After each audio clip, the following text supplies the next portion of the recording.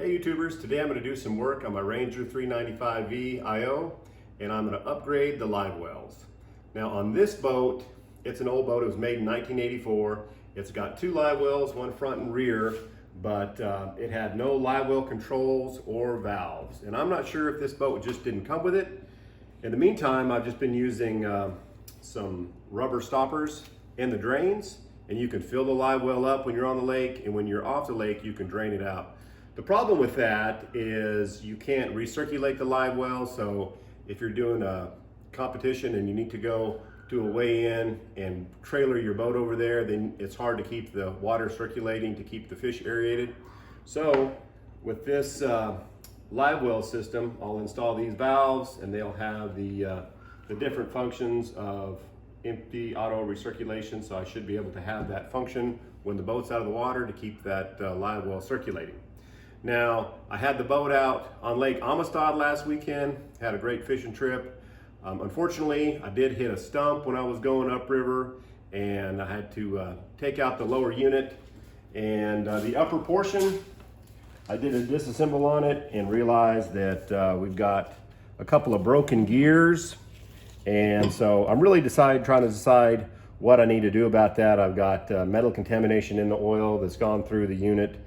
And so while I've got this out of the boat, it's a good time to work on the live wells. In order to access the live well valves and pumps on this boat, they're underneath the motor. So it's a lot easier just to have the motor out of this boat when we go in and work on the live wells. Now, it's not a real hard to get this motor out. One of the main things is having, of course, the out drive out, because there's a drive shaft that goes in the back of the motor. But with that said, we'll go ahead and get started. I need to remove this hood and then start removing the engine so we can upgrade the live wells. All right, we'll go ahead and take this light connector off and get my screw gun. This is held on just with some screws. All right, now that we got the hood off, we're gonna go ahead and disconnect the battery. It's always good to start with the negative.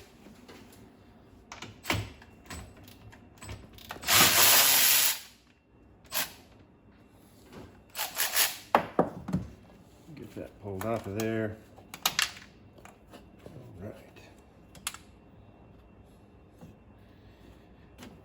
And then once you have that off, go ahead and go over to your positive lead.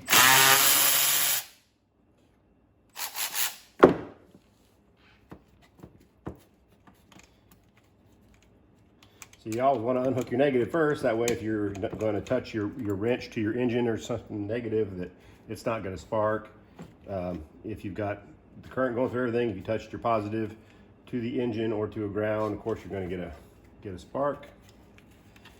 And I like to take a zip tie sometimes and tie the terminal leads together and up out of the way. So that way you remember what's all connected, and then you get it up out of the way, away from the battery, so it's not gonna make contact when you don't want it to.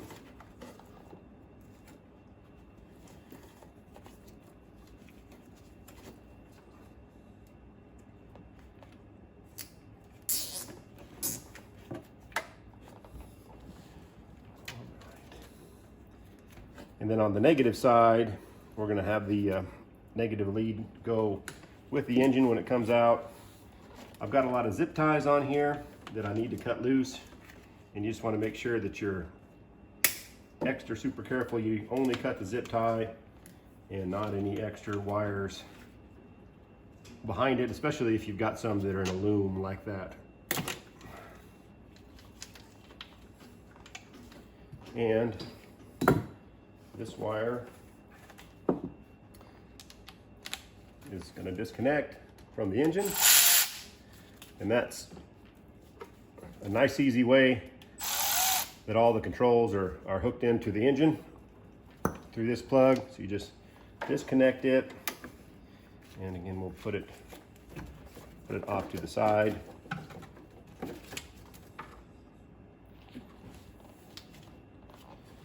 while I'm in here, I'm going to disconnect, remove some of the other zip ties that I've got secure and everything.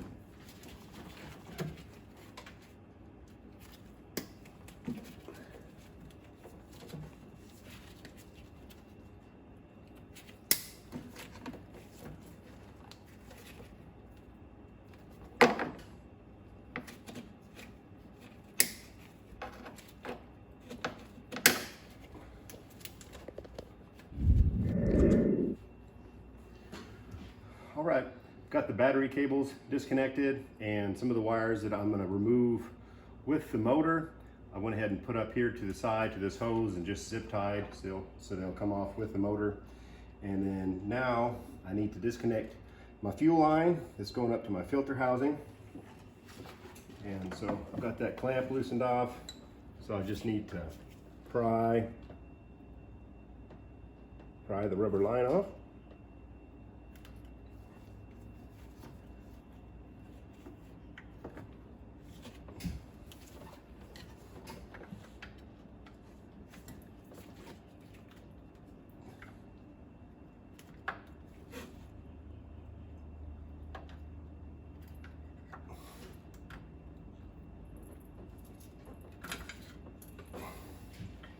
And I'm just going to go ahead and stick a bolt through that so no fuel spills out of the line. And then I'm going to tighten up the clamp.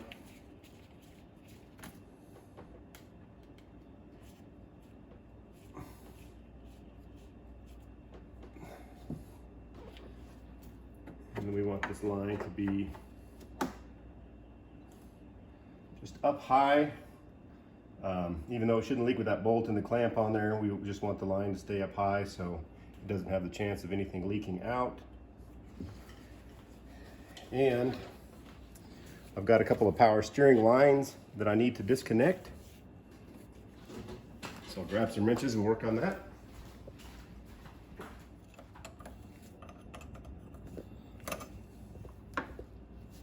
Now we'll disconnect the power steering lines.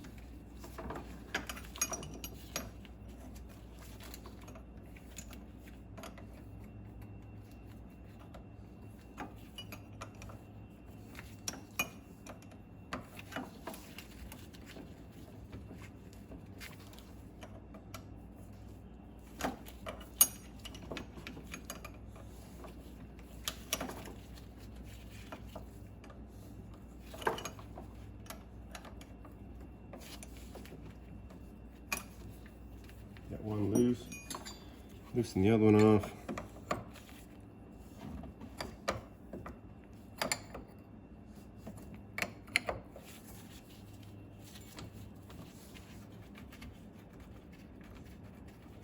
And these lines, a lot of times I find it easier just to wiggle them up and down till you kind of get some play in it. And then that'll help you just unscrew them by hand. Have to get them started.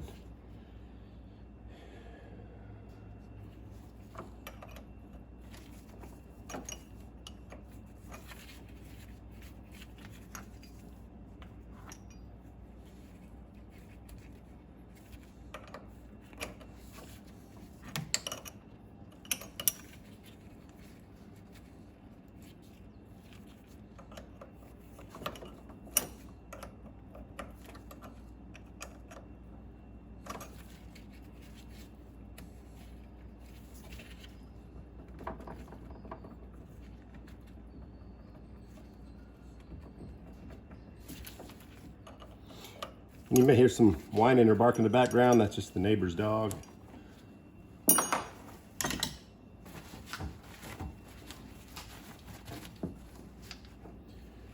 Right.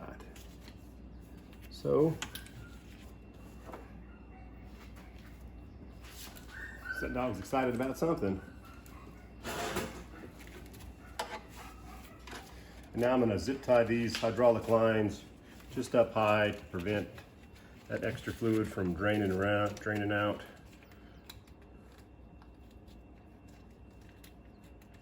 If we get the end of the lines higher than the reservoir, then of course it shouldn't come out.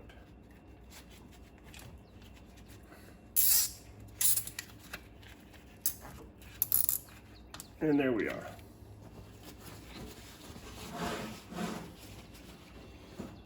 So now we've got our steering lines taken care of.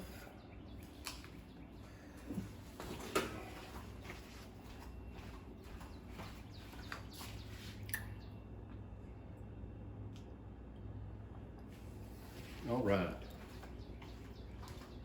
Now we need to pull these elbows off. Get my ratchet and my 5/16" socket.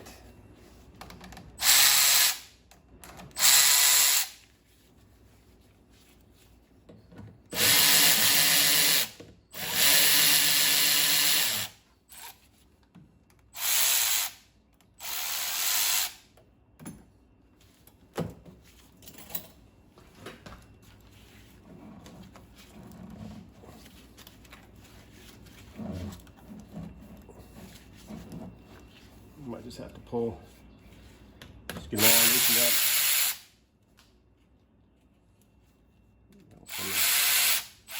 All the way out.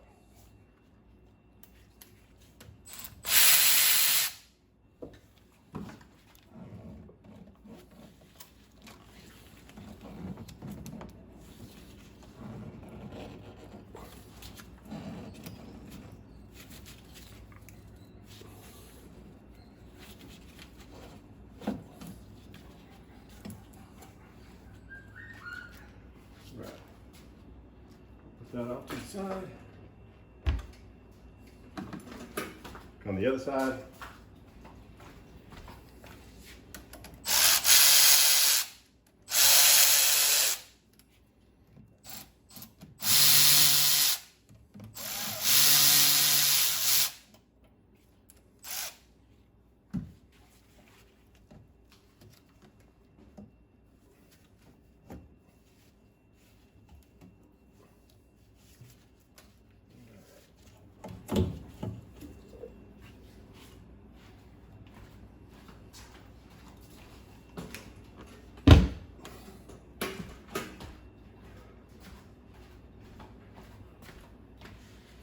Now I'm going to pull our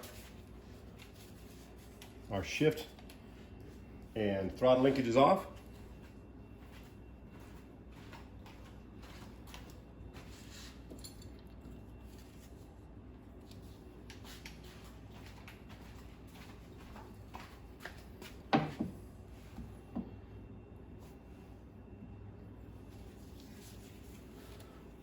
It'll be a little easier just to go ahead and get this top cover off our carburetor first.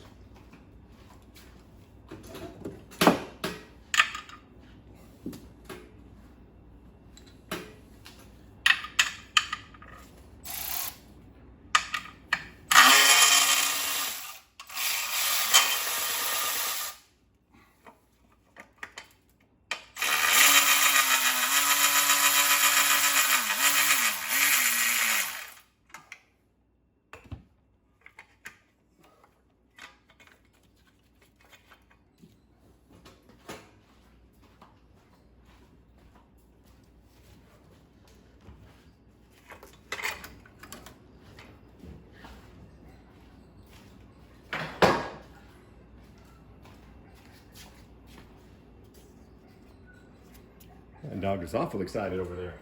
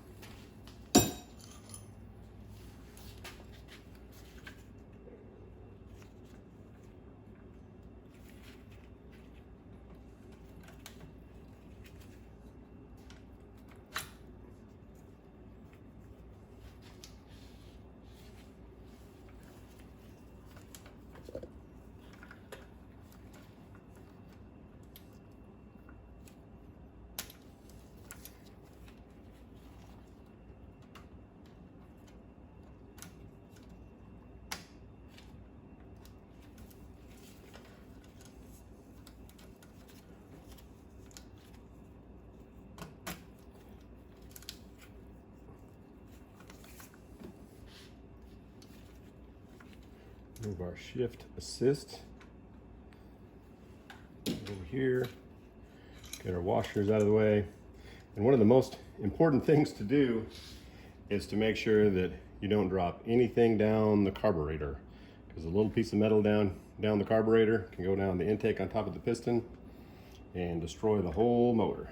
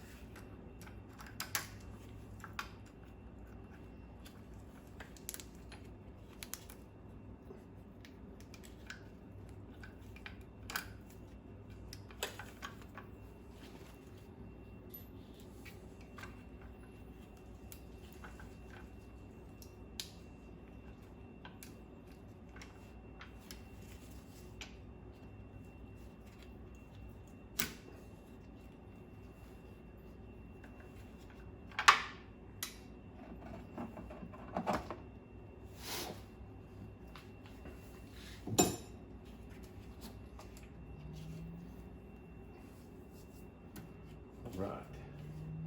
Now we need to go ahead and get that carburetor off of here.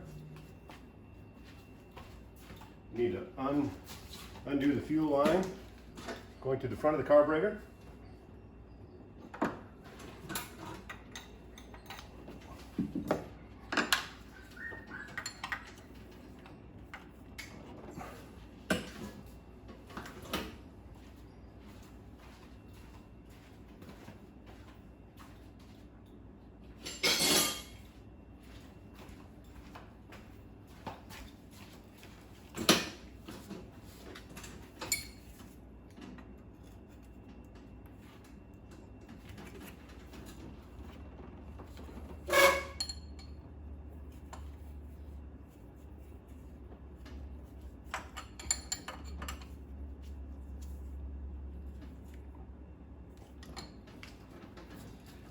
Here, I'm gonna have to get up here and get a little more leverage.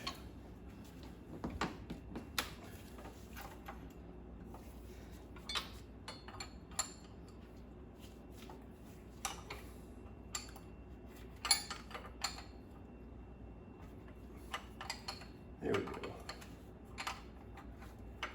I had to hold it now with a 1-inch nut for a backing, because the filter housing is a 1-inch, and sometimes it'll try to come loose before your fuel line nut will.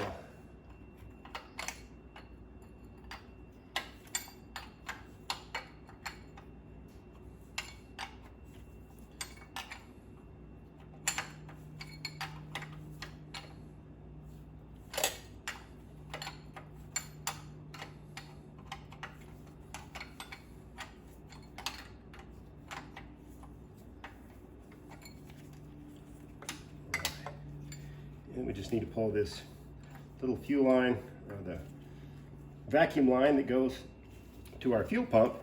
Now, marine engines, they have this, so if the diaphragm starts to fail on the fuel pump, that your vacuum will suck that fuel up and into the carburetor so it doesn't go down into the bilge and cause a fire hazard.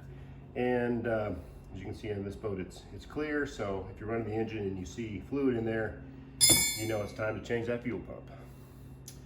Now, let's pull our fuel line off to the side, and we've got the choke on the carburetor. It's held on with a little bitty clip.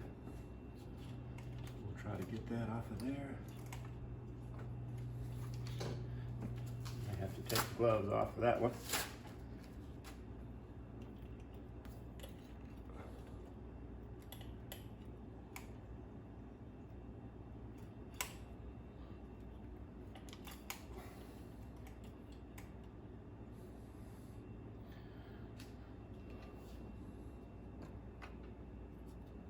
On second thought, we might just see if that screw comes out and then just pull the choke off with it.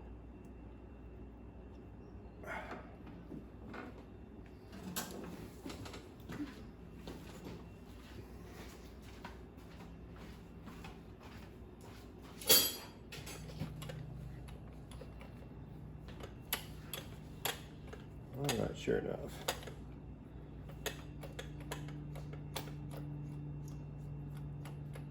That's a lot better. Just pull that screw out. Get it set off to the side. That way it will come off with the carburetor.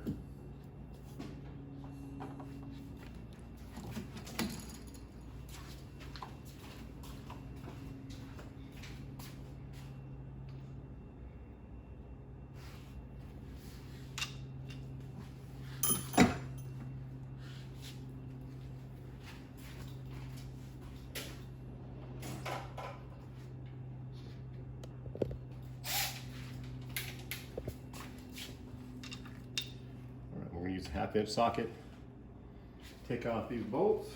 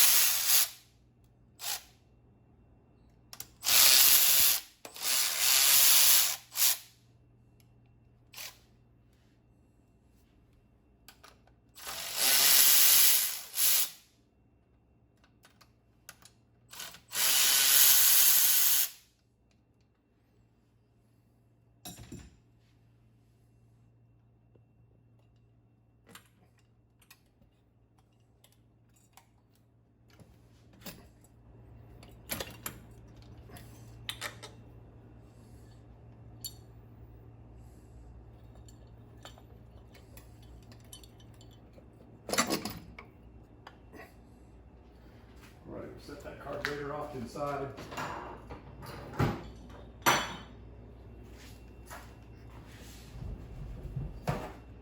And a very important step I like to do is once you've got the carburetor off, you've got a chance of things getting dropped into these holes, which can ruin your motor. So I like to shove something in there, some paper towels. You can put some tape over it, something just to prevent anything from going in those holes. You don't want any nuts, bolts, so also dirt, things like that. Keep out of there. We've got paper towels.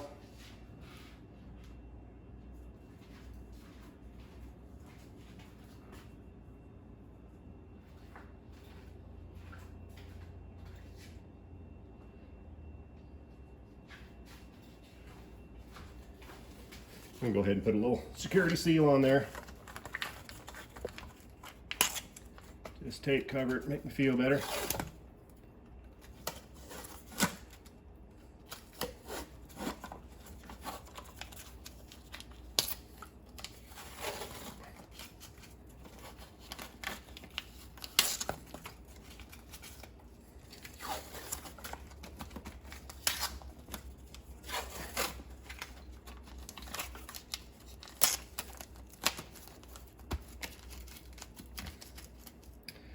All right. Now we need to remove this hose connection so we can get the motor out. See the best way to attack that.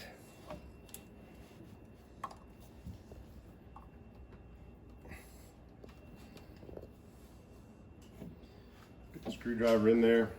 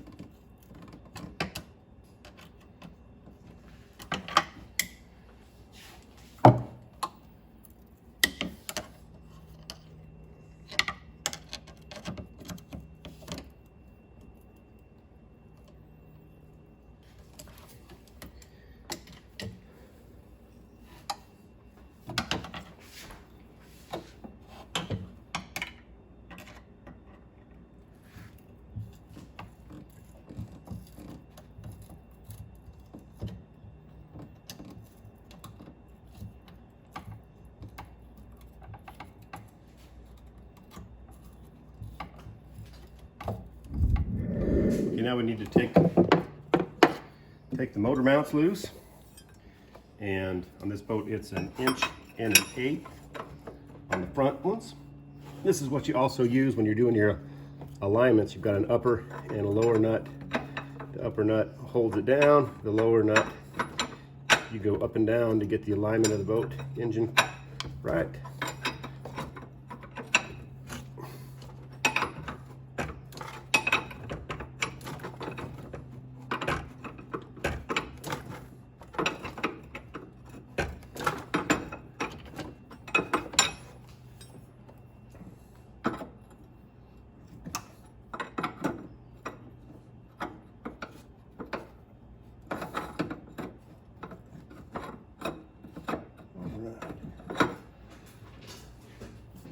Loose. It's coming off a little rough. I'm going to give it a little squirt with some penetrating oil in a minute, and now I'm going to work on the other side. Get it loose.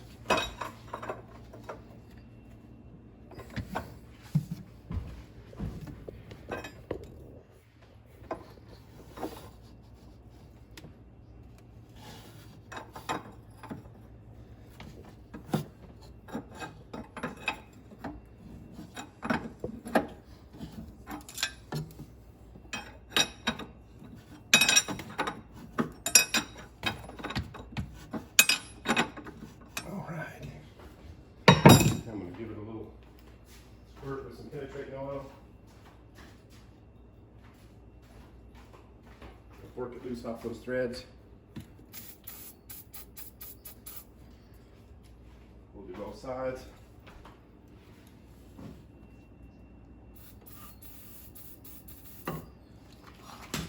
All right.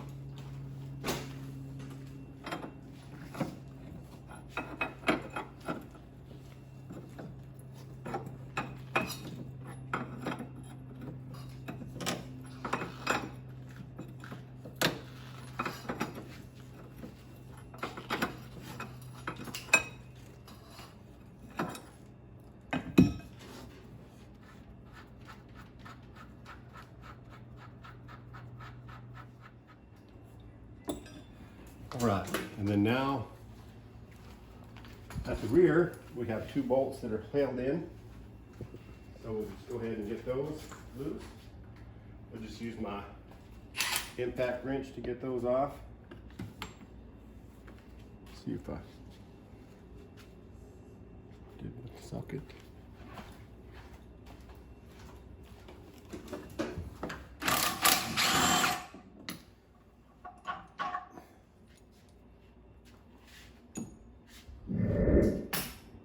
Now, we've got the motor loose and we've got most everything disconnected.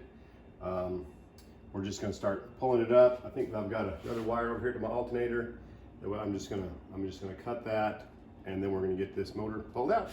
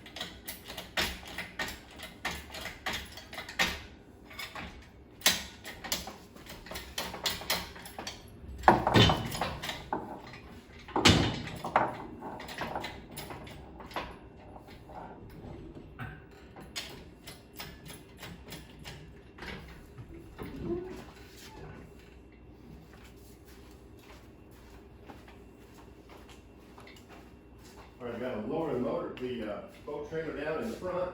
The frame's a little low. I'll go ahead and just get it cranked down. And that'll change the angle to have the frame up a little higher in the rear. Give us a hand getting that hoist underneath there.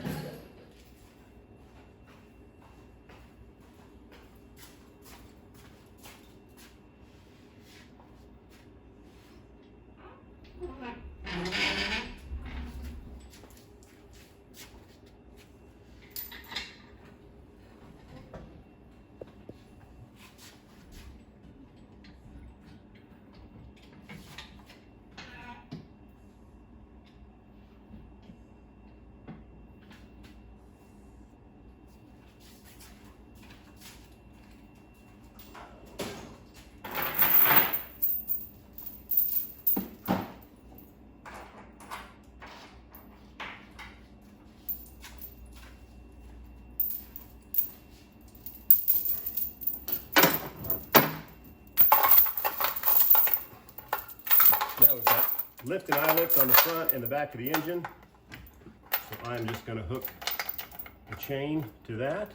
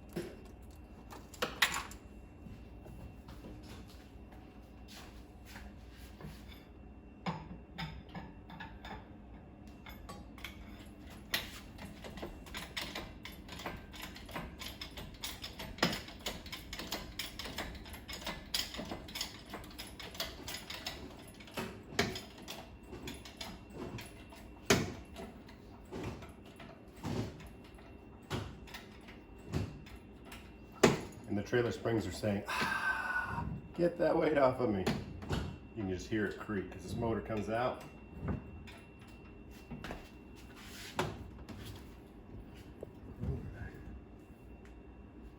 Coming off the motor mounts. It's always a good idea to come up slowly, check everything, check the clearances, check for wires hanging.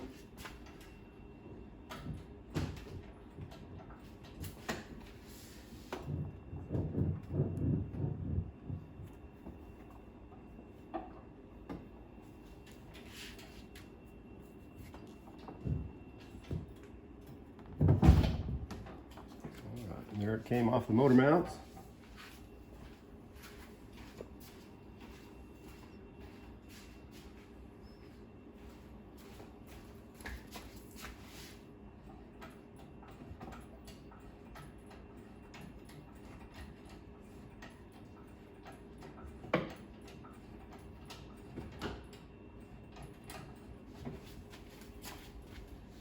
And we look how we're doing, looking for any wires.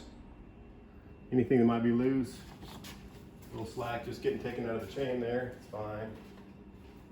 And it's a close clearance on the front, we're gonna make sure we don't hit the fiberglass. Oh, I do see a zip tie that needs to be cut. I've got it, my exhaust tubing here, vent tubing, zip tied in.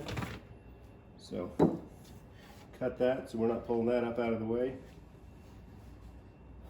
All right. And let's keep lifting.